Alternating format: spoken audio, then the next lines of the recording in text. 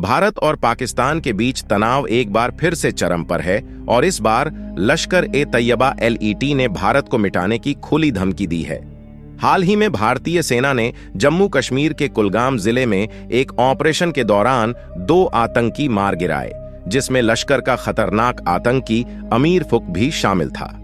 इस ऑपरेशन के बाद लश्कर ने बौखलाते हुए एक नए इस्लामी राज्य की स्थापना का ऐलान किया है।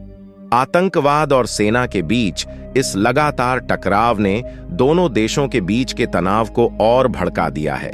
यह एनकाउंटर कोई साधारण ऑपरेशन नहीं था। इस बार भारतीय सेना ने लश्कर-ए-तैयबा के सबसे अहम आतंकी अहमद फारूक को ढेर कर दिया, जो सामूहिक विनाश के हथियार बनाने में माहिर था। फारूक लश्कर के लिए सिर्फ एक आतंकी नहीं, बल्कि एक हाई प्रोफाइल वेपन स्पेशलिस्ट था।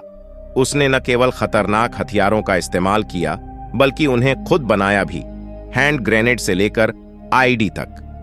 कश्मीर में आतंकवाद फैलाने वाले हथियारों के पीछे फारूक की अहम भूमिका थी। इसके अलावा वह नए जिहादियों को भी ट्रेनिंग देता था, उन्हें खतरनाक हथियारों का इस्तेमाल सिखाता था। उसकी मौत से लश्कर को बड़ा झटका लगा है और इसका असर आने वाले दिनों में देखा जा सकता है। लश्कर-ए-तैयबा के लिए अहमद फारूक की मौत एक बड़ा झटका साबित हुई है, खासकर उन नए आतंकियों के लिए जिन्हें वह ट्रेनिंग देता था और संगठन में एक महत्वपूर्ण शख्सियत था। फारूक का मारा जाना भारतीय सेना की एक सटीक और प्रभावी स्ट्राइक का नतीजा है, जिसने लश्कर को तिल मिलाकर जवाबी धमकियों पर मजबूर कर दिया है। अब लश्कर-ए-तैयबा ने भारत के खिलाफ आक्रामक रुख अपनाते हुए खुलेआम धमकियां दी हैं। भारत को नक्शे से मिटाने और इंडियन सरजमीं पर एक इस्लामिक स्टेट की नींव रखने का दावा किया है।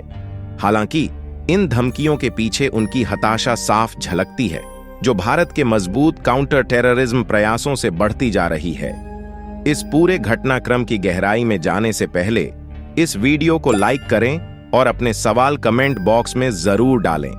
अब और भी मजबूती से चल रहे हैं और लाश का जानता है कि वे ग्राउंड खोते जा रहे हैं। लेकिन दोस्तों, कहानी यही नहीं खत्म होती। इंटेलिजेंस सोर्सेस से मिलने वाले रिपोर्ट्स यह दिखाते हैं कि यह सिर्फ एक नए कॉन्फ्लिक्ट की शुरुआत है। यह माना जा रहा है कि पाकिस्तानी मिलिट्री ने बॉर्डर पर लॉन्च पैड्स पर कई हाई एक्सप्लोसिव वेपन्स इकट्ठा किए हैं, ताकि और भी खतरनाक अटैक्स के लिए तैयारी कर सके। इन वेपन्स को टर्मिनेटर्स के नाम से जाना जा रहा है, जो बड़े पैमाने पर नुकसान करने की क्षमता रखते हैं। सिक्योरिटी एजेंसीज ने अलार्म बजाया है, वार्निंग देते हुए कि इंडियन आर्मी को अब से ज्यादा सतर्क रहना होगा। इस बार इंडियन फोर्सेस ने सिर्फ एक टेररिस्ट ग्रुप को नहीं मारा, बल्कि पाकिस्तान के आतंकी तंत्र पर भारतीय सेना ने गहरी चोट की है।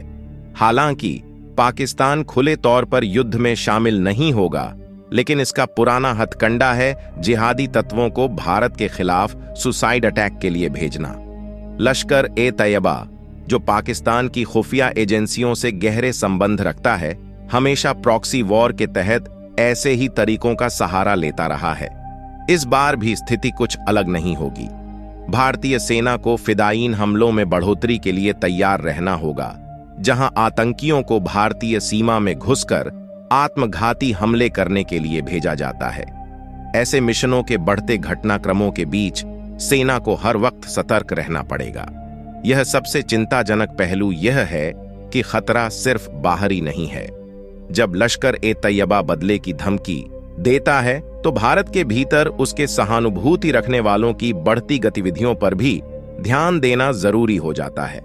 आंतरिक खतरे उतने ही खतरनाक हैं जितने बाहरी।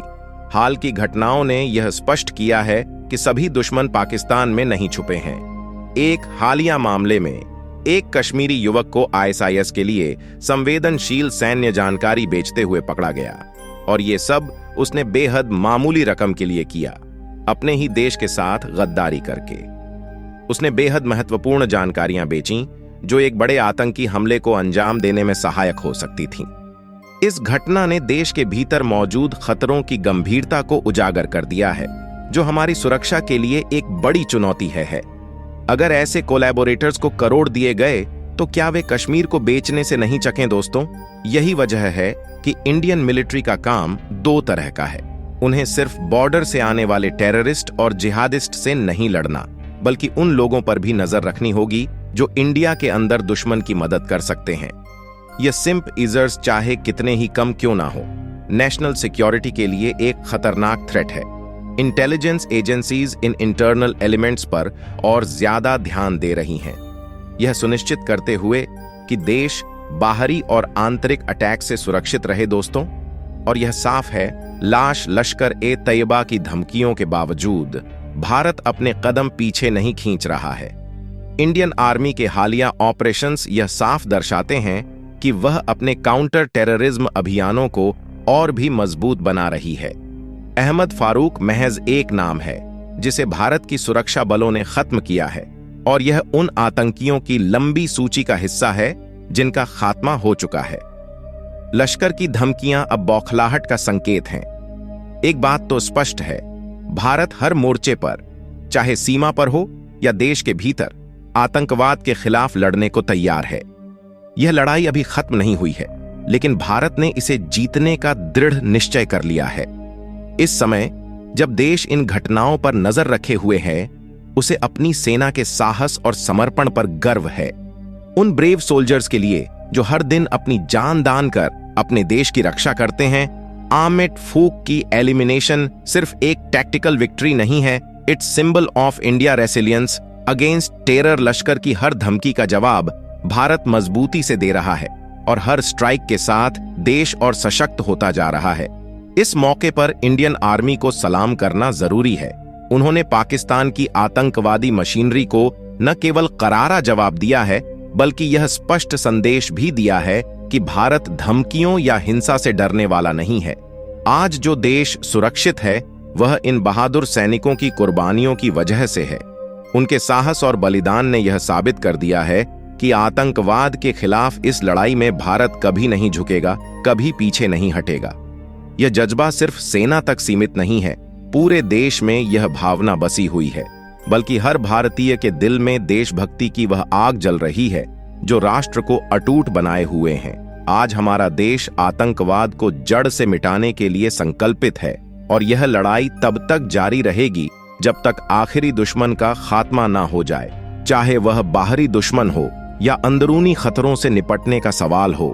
भारत हर मोर्चे पर मजबूत और संगठित होकर खड़ा है।